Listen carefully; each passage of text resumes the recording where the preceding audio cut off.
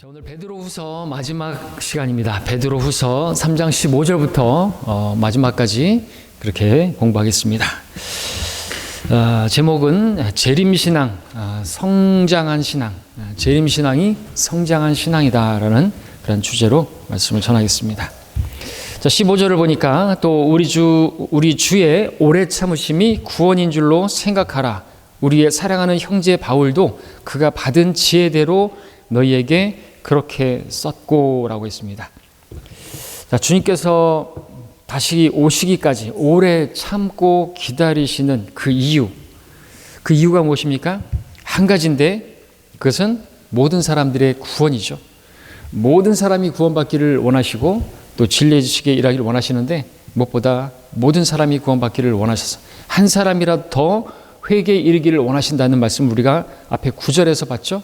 아무도 멸망하지 않고 한 사람이라도 더 회개에 이르기를 원하셔서 기다리고 계신다는 것입니다. 하루가 천년같이, 천년이 하루같이 그 마음을 우리가 이해할 수 있을까요? 하루에도 얼마나 많은 수많은 사건들이 벌어지고 성경대로 믿는 사람들이 박해를 당하고 어려움을 당합니까? 다 지켜보시면서 참고 계시고 슬퍼하시면서 하루가 천년 같아요. 그걸 어떻게 우리가 생각하십니까? 그런 걸 또 그런 또 천년이 하루가 천년같이 많이 묵상해 보면 정말 하나님의 오래 참으심은 이거는 우리가 이해할 수 있는 차원 수준 이상인 것을 알 수가 있죠.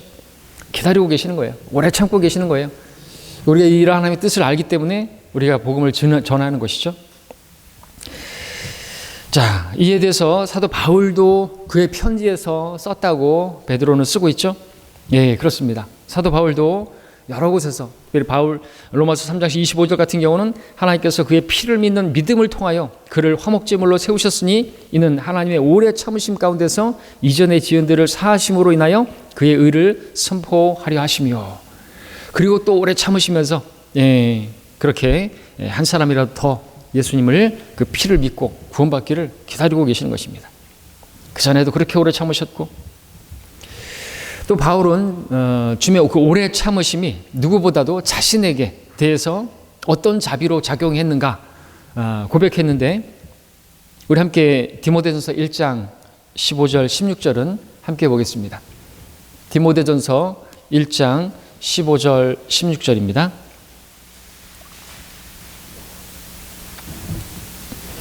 그리스도 예수께서 죄인들을 구원하시려고 세상에 오셨다는 이 말씀은 신실하며 온전히 받아들이기에 합당하도다. 죄인들 중에서 내가 우두머리라. 그러나 내가 자비를 입은 것은 이 때문이니 곧 먼저 내 안에서 예수 그리스도께서 온전한 오래 참으심을 보여주셔서 후에 그를 믿고 영생을 얻은 자들에게 본이 되게 하려 하심이니라. 얼마나 오래 참으셨습니까? 가시체를 걷어차는 것이 그 자신에게 고통이었는데 하나님께서 그를 그렇게 이끌기 위해서 마치 그 농부가 소를 몰듯이 계속해서 옳은 길로 가라고, 그게 아니라고 그렇게 채찍질을 대기도 하고 또 막대기를 대기도 하고 지팡이로 인도하기도 하고 했던 것이죠. 오래 참으셨던 거죠. 그걸 알게 되고, 그것은 무엇이냐? 먼저 믿게 된 내가 또 다른 사람들에 대해서도 오래 참는 그 일을 위해서 하나님의 그 성품을 본받게 하시려고, 우리도 그것을 배워야 되는 거죠. 주로 다 자비롭고 은혜로우시며 오래 참고 선함과 진리가 풍성하신 주 하나님이로다. 모세가 알게 된 그 하나님, 우리도 알아야 하는 것이죠. 바울에게 오래 참으셨던 하나님, 구원을 위한 오래 참으셨습니다. 지금도 죄인들을 향해서 오래 참고 계시는 것이죠. 그러나 그분께서 무한정 오래 참으심만은 하시는 건 아닌 것입니다. 그 오래 참으심이 끝나는 때가 있죠. 로마서 9장 22절에서 하나님께서 그의 진노를 나타내시고 그의 능력을 알게 하시려고 멸하기에 합당한 진노의 그릇들을 심히 오래 참음으로 인내하고 계신다고 말씀하고 계시지만, 그 진노를 나타내 보이실 때가 있는 것입니다. 대환란 때가 그러하고요. 백보자 심판석 때는 이제 마지막이죠. 그 진노를 나타내시고자 보여주시고자 하신다면 얼마든지 지금이라도 당장 보여주실 수 있지만 오래 참고 기다리고 계시는 것입니다. 우리가 이런 주님을 마음을 우리가 알고 또 우리가 그 아는 가운데서 우리가 해야 할 일을 해야 하는 것이죠. 주님의 마음을 품고 오래 참고 또 오래 참지 못한다면 그 사람이 구원받지 못할 수 있기 때문에 우리가 육신으로 대응한다면 망가지는 것입니다. 그렇죠? 자, 우리 다음 16절 봅니다. 그의 모든 편지에서도 이런 것에 관하여 말하고 있으나 그 가운데는 깨닫기 어려운 것이 덜어 있어 무식한 자들과 견고하지 못한 자들이 다른 성경들처럼 억지로 풀다가 스스로 멸망에 이르느니라. 베드로가 베드로서 3장 3절부터 15절에 이르기까지 언급했던 그 모든 사항들, 사도 바울도 그의 모든 편지에서 다루었던 그런 내용들이라고 하는 것이죠. 바울이 자신의 그 서신들 가운데서 언급했던 그 내용들 가운데는요, 더러는 깨닫기 어려운 것들도 있다라고 인정하고 있는 것입니다. 예, 깨닫는 자에게는 알기 쉬운 것이 성경이지만 깨닫기 어려운 부분들도 인정하고 있는 것입니다. 그러면서 무식한 자들하고 또 이 견고하지 못한 자들, 그들이 다른 성경들처럼 그렇게 사도 바울 서신을 가지고도 억지로 해석하고 그렇게 해서 그렇게 푼다고 비유풀이하고 그렇게 신천지의 이만희 같이 비유풀이하면서 억지로 풀어서 많은 사람들을 멸망으로 이끌고 있다고, 예나 지금이나 똑같다라고 하는 것이죠. 자, 여기서 먼저 이 무식한 자들이 나오는데 단순히 학교 교육을 제대로 받지 못한 사람들이라든지 그런 사람들을 말하는 게 아니죠. 베드로라든지 주님께서 부르셨던 어부들은 당시에 무식함의 대명사였지 않습니까? 그러나 무식한 줄로 알았다가, 배우지 못한 무식한 자들로 알았다가 하나님의 말씀을 전하는 거 보고 깜짝 놀라지 않습니까? 성경을 공부하지 않아서 하나님의 진리를 알지 못하는 그러한 사람들이 무식한 사람이지, 세상의 교육 우리는 신뢰하지 못합니다. 그 교육으로 사람이 바뀌는 게 아니죠. 선한 사람으로 바뀌지 않습니다. 어떤 사람이 오늘날 이 중학교 교육을 받지 못했어도 올바른 성경 교사로부터 올바르게 성경을 배웠다고 한다면 그 사람은 유식한 사람이 되는 것입니다. 그 사람이 국민학교 중퇴를 할지라도, 요즘 초등학교 중퇴를 할지라도 얼마나 또 유식합니까? D.L. 무디 같은 경우 초등학교도 제대로 못 나왔지 않습니까? 얼마나 하나님께서 귀하게 쓰셨습니까? 근데 오늘 현대의 대부분의 사람들, 고등교육을 받았고 상당수는 또 최고 수준의 교육기관에서 교육을 받았지만 하나님의 그 진리에 관해서는 형편없는 무식한 지식인들이 넘쳐나고 있다. 이 시대에 진정으로 유식한 사람들은 오직 성경대로 믿는 사람들, 성경에 기록된 그대로 믿는 사람들이다 이거죠. 근데 자기 스스로 자칭 유식한 자들은 성경을 있는 그대로 믿지 않고 자기 스스로 지혜로 그렇게 풀이하는, 억지로 푸는, 그러다가 멸망하는 그런 사람들이 있다라는 것입니다. 자, 그 다음에 견고하지 못한 자들도 나오는데 문자 그대로 견고하지 못한 사람들, 부처와 같은 사람들, 여기서 이 말하면 그런가 보다, 저기서 저 말하면 그런가 보다 하고 자기의 귀를 내어주어서 또 멸망하는 사람들이 많은 것이죠. 그들은 진리를 알았다가도 그 진리에서 돌이켜서 다른 사람들이 또 이야기하면 혹하고 미혹하는 것인데, 강력한 미혹에 의해서 그냥 또 끌려가는 것입니다. 신천지로 가기도 하고 그런 사람들이 있고 배교하는 사람들이 있는 것이죠. 알았다가 떠나는 것입니다.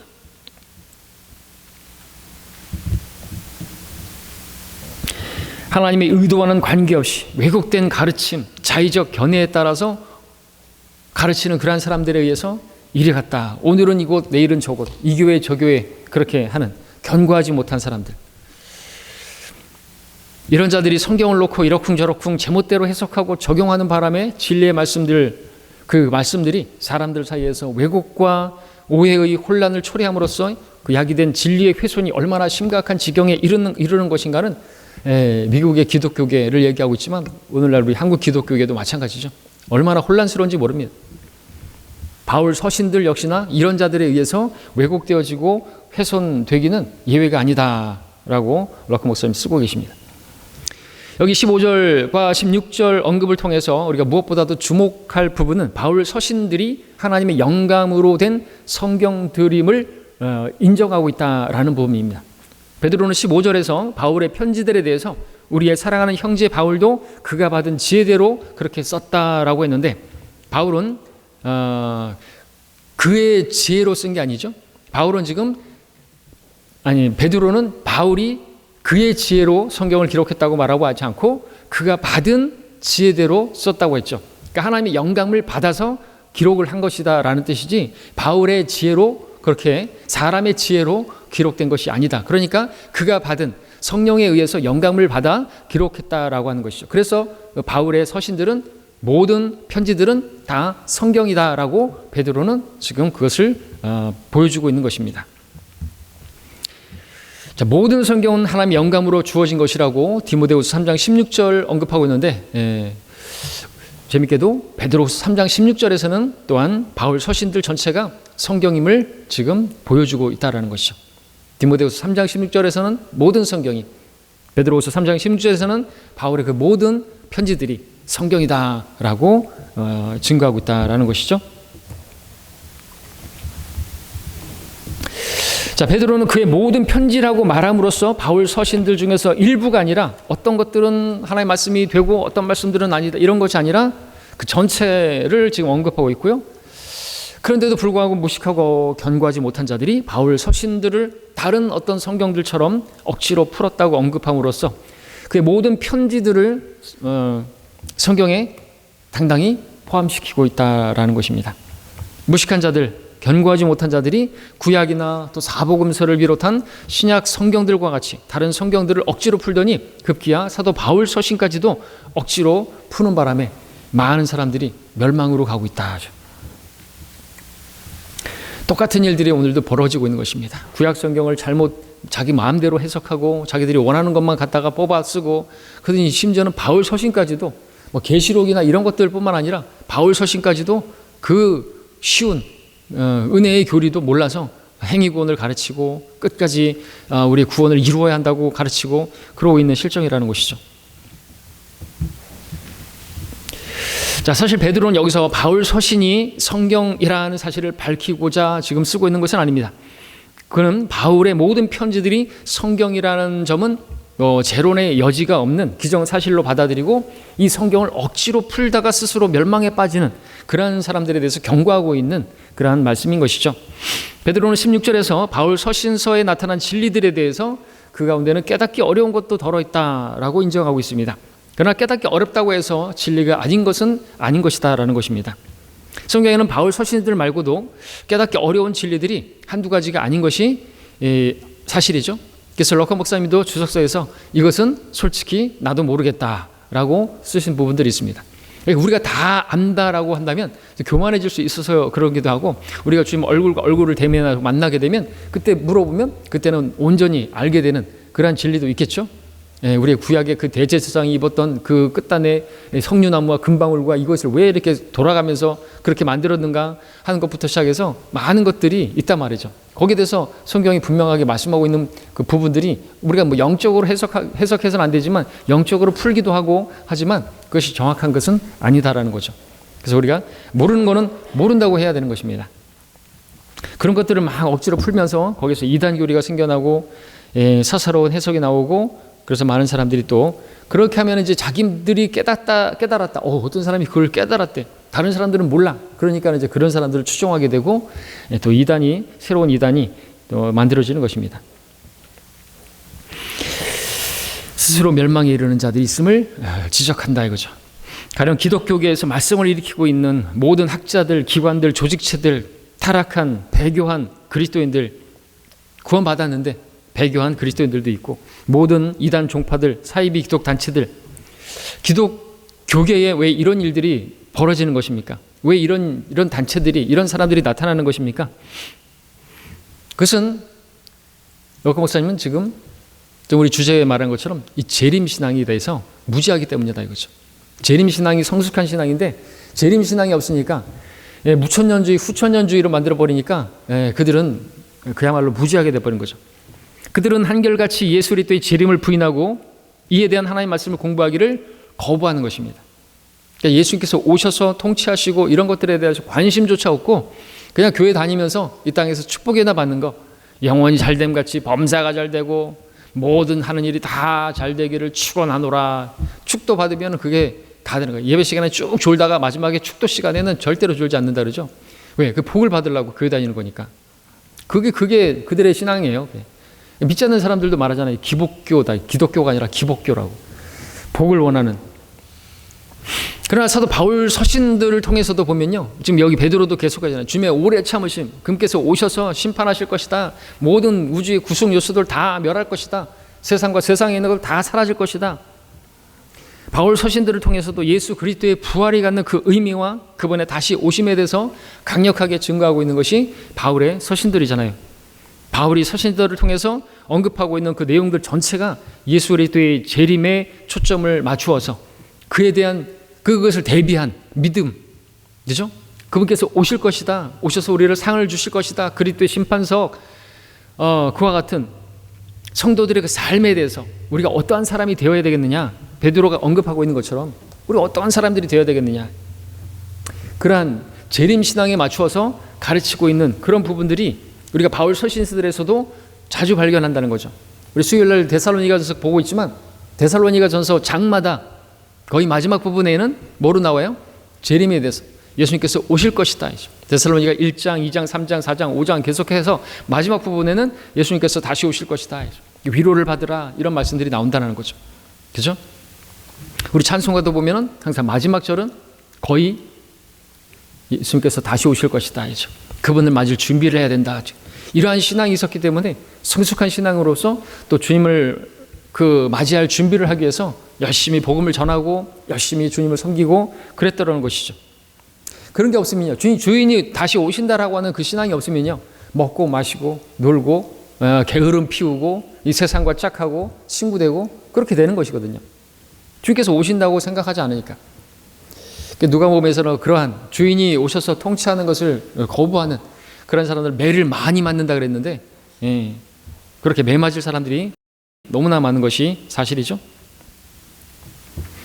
자, 그럼에도 불구하고 무식한 자들과 경고하지 못한 자들이 바울 서신서에 나타난 이러한 진리들을 외면하거나 억지로 왜곡함으로써 혼란을 초래하고 다툼을 일으키고 분열을 조장하고 그리스도의 몸을 갈기갈기 찢어 놓으려고 하고 있는 것이 사실이다라는 것이죠. 자, 이에 대해서 사도 바울은 이런 얘기를 했습니다. 우리 한번 적용을 해서 보죠. 우리 고린도전서 1장을 함께 보겠습니다. 고린도전서 1장 11절.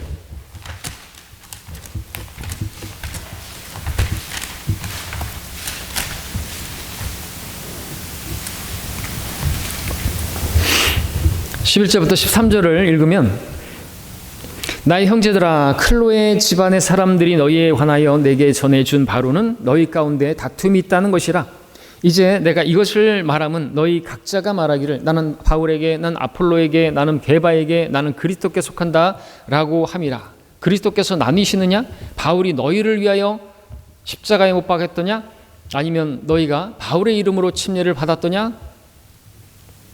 자, 이렇게 하면서 바울은 먼저 1장 10절을 보시게 되면은 앞에서 바울의 원함이 무엇입니까? 형제들아, 이제 내가 우리 주 예수 그리스도의 이름으로 너희에게 권고하노니 너희 모두는 같은 것을 말하고 너희 가운데 분열이 없게 하여 같은 생각과 같은 판단으로 온전히 함께 연합하라고 강력하게 이야기를 먼저 했습니다.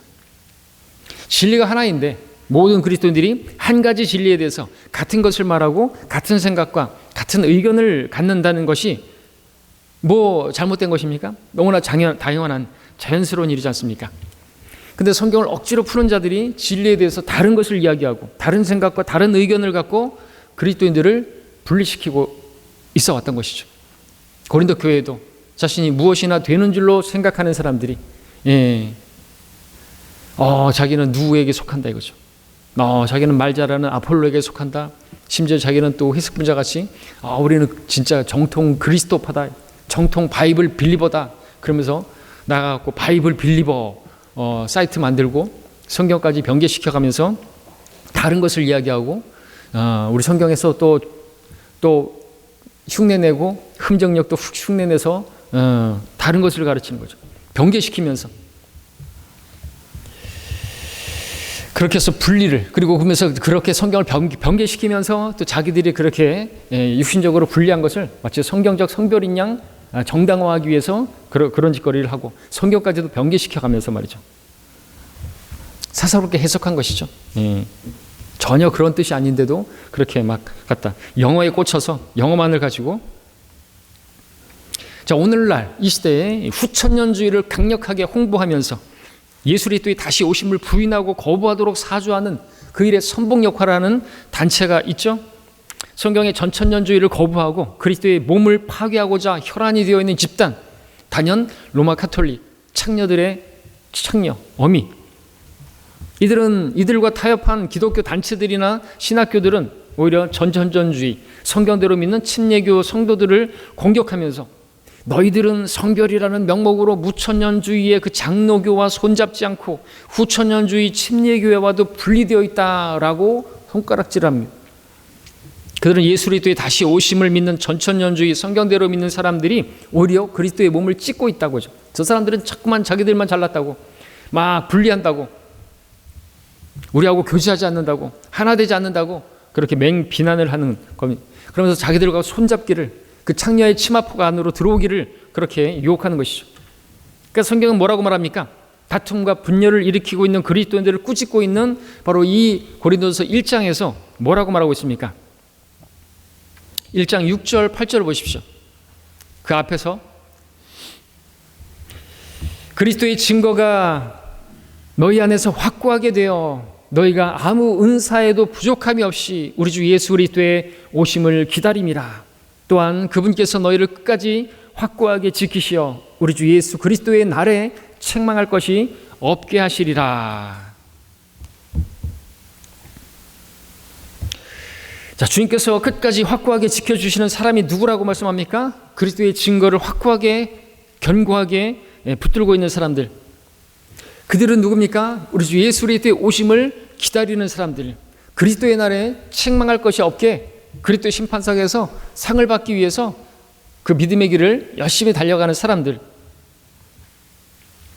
그들이 그리스도의 날에 책망받을 것이 없도록 그렇게 하기 위해서 그런다라고 하는 거죠. 하나님께서 확고하게 지켜주신다라고 하는 것입니다. 분열을 일삼고 있는 그런 상황에서도 지금 예수 그리스도의 재림을 말하고 있다는 거죠. 예수님께서 오신다는데도 분열을, 예수님께서 곧 오신다는데도 육신적으로 그렇게 다투고 그런 사람들 오늘날에 있는 것입니다. 로마 카톨릭은 AD 325년 이래로 예수 그리스도의 재림을 확신하고 있는 성경대로 믿는 사람들을 분열시키기 위해서 가진 수단으로 박해를 해왔습니다. 우리와 같은 믿음을 가진 사람들을 죽이고 고문하고 그렇게 했다라는 것이죠. 침례를 다시 받은 우리 같은 재침례교도들을 죽이고 고문하고 불로 지지고 사형장에, 원형 경기장에 집어넣고 찢어 죽이고 그랬다는 거죠. 다른 이유가 아니에요. 세례가 틀렸다고, 침례가 맞다고, 유아 세례 아니라고 그렇게 주장하다가 마리아는 중보자가 될 수 없다고, 그 만찬에서 갖는 그 포도주와 그 빵은 예수님의 살과 피가 아니라고 그랬다가 죽임당한 거예요. 미사는 그건 예수 그리스도의 그 오심도 아니라고, 그때마다 예수님께서 오시는 거라고 그렇게 해석하는 사람들.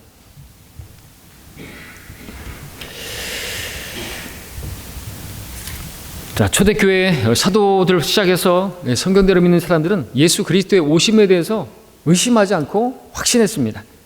부활하신 예수 그리스도의 다시 오심과 그분께서 왕의 보좌에 앉아서 다스리시게 될 것, 그 사실은 구약시대부터 계속해서 예언되어 왔고 다윗도 이것을 미리 내다보고 확신하고 있었음을 베드로는 사도행전 2장에서 그렇게 설교를 통해서 전달했죠. 베드로가 유대인들에게 했던 베드로의 설교는 무엇이었습니까? 너희가 예수 그리스도를 십자가에 못 박아 죽였지만 그분께서 사망의 고통에서 그렇게 다시 살아나시고 일으키셨고 장차 다윗의 그 보좌에 앉아서 통치하시기 위해서 다시 오실 것이다. 그것을 다윗도 미리 내다보고 그렇게 전했다. 그죠? 그분의 부활과 다시 오심, 그리고 그분과 함께 있게 될 영원에 대한 그 소망을 사도 바울이 누구보다 전파했던 것이죠. 그런데 예수님의 부활이 영적인 부활이고 예수님의 오심도 영적인 재림이고 영으로 부활했기 때문에 예수님의 영이 누군가에게 임하면 그가 재림 예수가 되고, 그래서 이만희가 재림 예수인 거고 고해사 성령을 받았다 이거죠. 예수의 영을 받았다 이거죠. 또는 뭐 정명석이라든지 그런 사람들이, 그들은 예수의 재림을 안 믿는 거예요. 여호와의 증인들도 안 믿는 거예요. 신천지 안 믿는 거예요. 안 믿는 거예요. 우리는 믿고 있나요? 우리는 믿고 있나요? 대답을 못 하십니까? 예수님 오심을 믿고 있나요? 아는 것은 믿는 게 아니죠. 믿는다면 믿음에 따른 행동이 나오는 거예요. 네. 주님 오심을 대비해야죠. 믿지 않으니까 어린아이 같이 그냥 뭐 주기나 주시옵소서만 하는 거예요. 받은 그것에 감사해서 우리가 하나님께 드리고자 몸을 드리고 해야 되는데 계속 받으려고만 하는 신앙생활 하는 거죠. 아주 이기적인, 아주 유치한 어린아이 신앙인 거죠.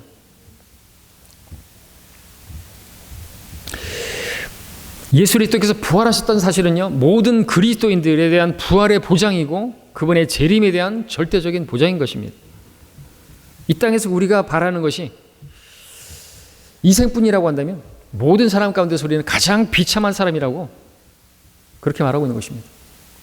우리처럼 비참한 사람 어디 있어요? 인정해 주지도 않는데 복음 전하다가 욕먹고 따돌림 당하고 왜 그렇게 하는 것입니까? 더 큰 것을 받기 때문에 그렇죠. 주님께서 주시는 그 또 평안이라는 것이 그 가운데서도 세상이 주는 것 같지 않은 평안이기 때문에 오히려 그 가운데서 우리가 다 당신들도 우리와 같이 되기를 바란다고 그렇게 사도 바울이 말했던 것처럼 내가 이 묶인 것 외에는 나와 같이 되기를 바란다고 그렇게 말할 수 있는 사람들이 그리스도인들인 것이죠. 주님께서 약속하신 약속 가운데서 가장 마지막에 했던 약속도 뭡니까? 내가 반드시 속히 오리라 아닙니까? 재림에 관한 것이 있지 않습니까? 그리스도인들은 그 무엇보다도 주님의 재림을 확신하는 사람들입니다. 재림이야말로 주님의 모든 약속 가운데서 가장 중요한 약속이죠. 그리스도의 재림을 믿지 않고 부인하는 자들은 그들이 구원받았다 할지라도 악한 자들의 미혹에 이끌려서 견고한 입장을 취하지 못하고 결국엔 저주받을 이단들을 비밀리에 들여와서 그들이 결국에는 성경을 억지로 풀다가 멸망을 자초하는 그런 수순을 받게 된다고 베드로는 계속해서 쓰고 있는데 오늘날 그렇게 경고하지 못한 자들이 결국에 신천지에 가고 하나님의 교회에 가고 어머니 하나님 믿는다 그러고 있는 것입니다. 안식일 교회에 가고 예수님을 믿지 않고 예수님의 오심을 믿지 않고 이것을 말씀하는 성경을 고의로 무시하고 이에 대해 설교하지도 않고 가르치지도 않는 교회 목사 또 교회의 지도자 신학교 교수 그 누구라 할지라도 그들은 다 성경은 거짓 교사라고 개 돼지라고 성경은 말씀하고 있는 것이 인정해 줄 게 하나도 없는 거예요. 우리 목사님 하면 안 돼요. 무슨 어떤 대단한 목사님 무슨 뭐 장경동 목사님 말하면 안 되는 거예요. 예, 목사님 빼야 되는 거예요. 우리는 그래서 스님이라고 말도 안 하잖아요. 스라고 말하잖아요. 님자를 왜 붙여요? 거기다가 붙일 게 아니라는 거죠. 거짓 교사들이에요. 그들은 예수님이라고 안 하고 예수 그래요. 또 자기들은 목사님 소리 듣기를 원하면서 예수님 말할 때는 예수가 지 친구인가? 그렇게 자기가 동급이에요? 아유 그만한 거라는 거죠. 우리 그런 말 하면 안 돼요. 우린 예수님이라고 하죠. 예수님이라고.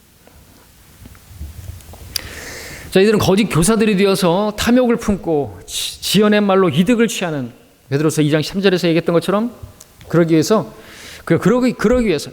돈을 목적으로 그렇게 일하는 사람들이다라는 것을 이미 언급했죠.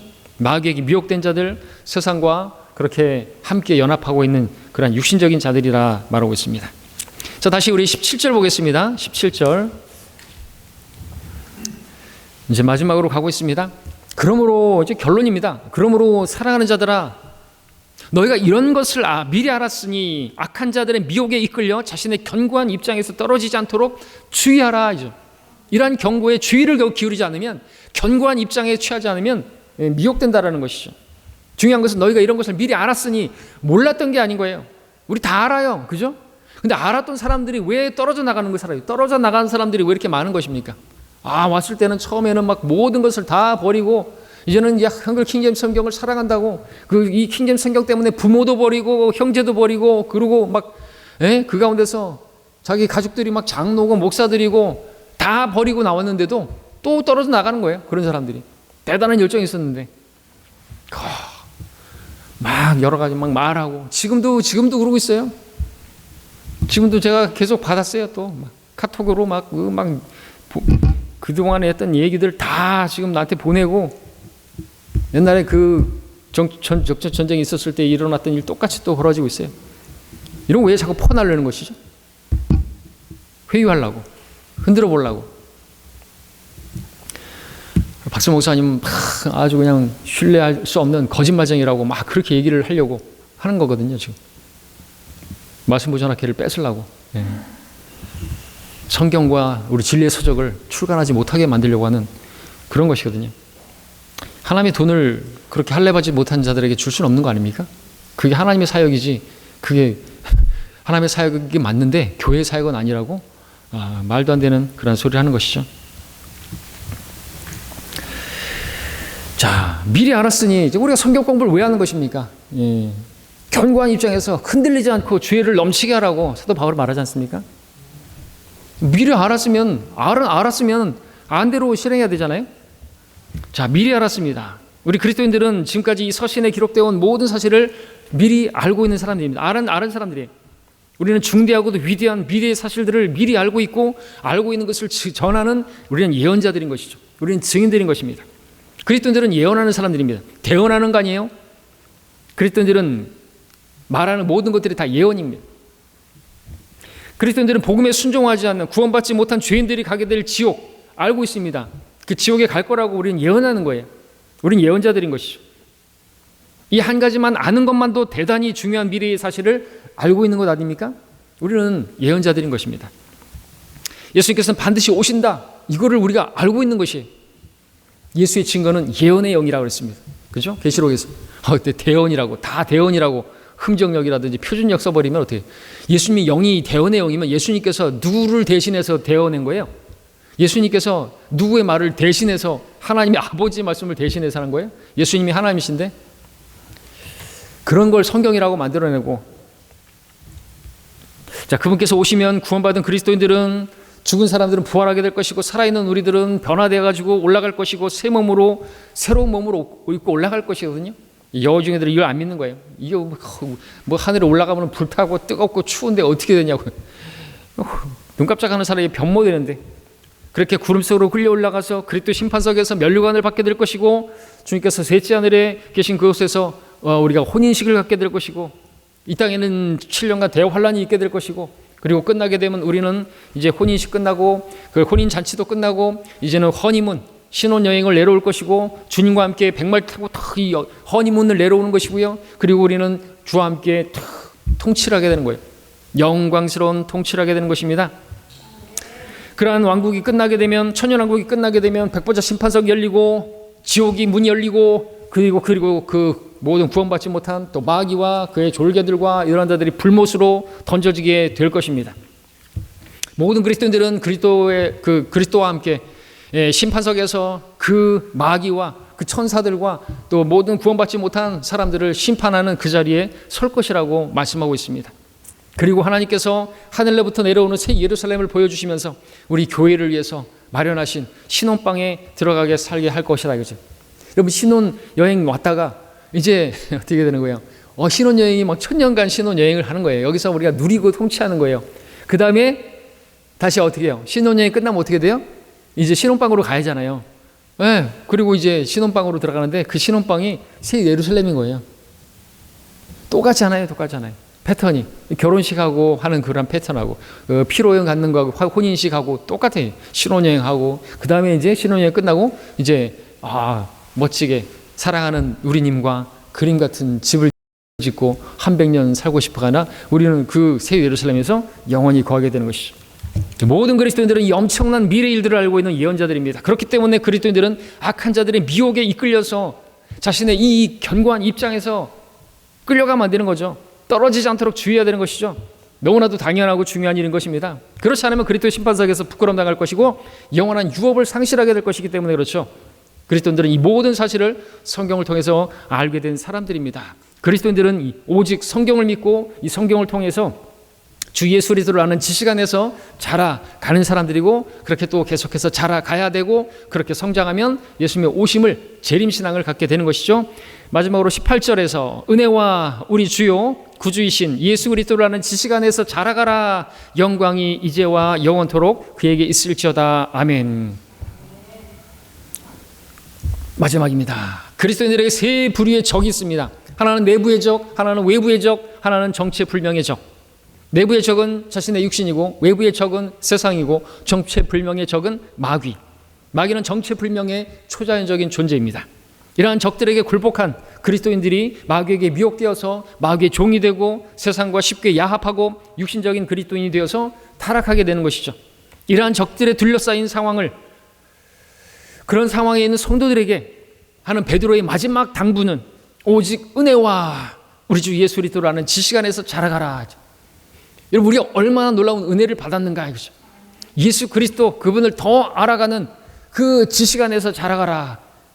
그렇게 되면은 결코 견고한 입장에서 떨어지거나 그러지 않겠죠. 그 은혜 안에서 성장해 나가는 것이 너무나 필요한 것입니다. 그래서 하나님께서 모든 사람이 구원받고 진리의 지식에 이르기를 원하시는 것입니다. 진리의 지식, 예수 그리스도를 아는 지식. 그래서 예수 그리스도 그분께서 또 오심을 대비하는 그 신앙, 재림신앙을 가지고 정신을 차리고 살아가기를 바라신다는 것이죠. 이 땅에서 유유자적하면서 만족하면서 여기도 좋사오니 베드로처럼 그렇게 말할 게 아니라 재림신앙이잖아요. 그것도 주님께서 모세와 엘리야와 함께 와서 변모되어지고 그런 것인데, 그런 상황에서 여기 있는 것도 좋사오니 그러면 안 된다는 거죠. 개통밭에 굴러도 이승이 났다 이런 말하면 안 되는 것이거든요. 저 하늘나라 예수님 믿었으니까 가게 된다고 하니까 가는갑지 가봐야 하는 거지 이러면 안 되는 거지. 근데 실제로 우리가 믿는다고 하지만 그때 가봐야 하는 거지. 하늘나라가 있는지 지옥이 있는지 가봐야 하는 거지. 그러고 신앙생활은 안 되는 거예요. 진짜로 믿나 나 자신을 돌아봐야 되는 거죠. 정말 지옥이 있는가 이죠. 지옥이 없다고 하면은요, 우린 여기 있을 필요가 없는 거예요. 사실은 복음 전할 이유도 없는 것이고요. 자, 믿음이 늘어나려고 하면요, 당연히 예수 그리스도에 대한 지식이 있어야 되는 것이고요. 그 지식이 증가되고 심화되면 될수록 그만큼 성장하게 되는 것입니다. 그러면서 예수 그리스도의 형상에 점점 일치해 가는 것이죠. 우리는 예수 그리스도의 형상을 우리가 이미 그 신분적으로는 갖추게 되었지만 상태적으로는 아직 못한 모습 있잖아요. 오래 참음이라든지 절제라든지 사랑이라든지 용서라든지 이런 관해서 너무나 미치지 못하는 게 많습니다. 자, 그렇게 하나님의 아들의 모습과 닮아가는 그런 모습을 위해서 우리를 부르신 거예요. 그 그리스도의 발자취를 따르도록 우리를 부르신 것이죠. 우리는 구원받아 하나님의 자녀가 되었기 때문에 이제 이미 그 은혜 안에 들어와 있고, 우리를 의롭게 하기 위해서 자신의 아들을 값없이 내어주신 그 사실 엄청난 은혜인데, 그 은혜로 끝나는 것이 아니라 영원한 생명을 보장받은 우리에게 그 은혜가 영원히 이제와 영원토록 있을 것이다 라고 말씀하고 있는 것입니다. 우리는 그 은혜 가운데서 계속해서 성장해 가는 것이죠. 예수님을 아는 지식 안에서 자랄 수 있는 것 자체가 또 하나님의 은혜가 아닐 수가 없죠. 그 은혜를 놓치지 말아야 한다.